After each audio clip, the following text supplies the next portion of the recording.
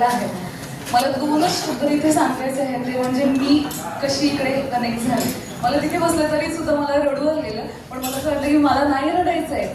त्याचं कारण असं, बऱ्याचदा काही तटपुंजा फेममुळे आपण आपल्या डोक्यामध्ये काय ते हवा जाते आणि नंतर लक्षात येतं की अरे आपल्याला तर म्हणजे एक फिल्म मिळाली म्हणजे तिकडे छान दुपट्टा ओढला जातोय, छान गाणी लागलेली आहेत आणि आपण छान स्माईल करायचे आहे.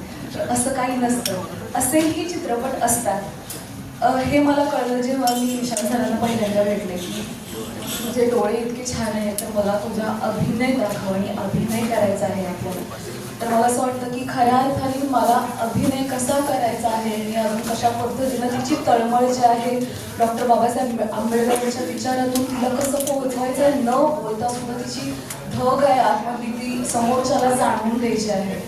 त्याचं इतकं रूबरू वर्णन ज्यावेळेला सरांनी केलं ना, त्यावेळेला असं वाटतं की खरंच आपण या गोष्टी कुठेतरी मिस केल्या असता जर हा मी प्रवास किंवा या पिक्चरचा जर मी भाग झाले नसते तर मला खूप छान वाटतं की मी या मुलीचा एक भाग झाले आणि जितके कोणी या फिल्मशी कनेक्टेड आहेत त्या सगळ्यांना मी खूप धन्यवाद देते आणि स्पेशली सरांना खूप थँक्यू म्हणते की तुम्ही मला त्या लायक समजलात आणि मला असं वाटतं की मी हे बरं करू शकली आहे.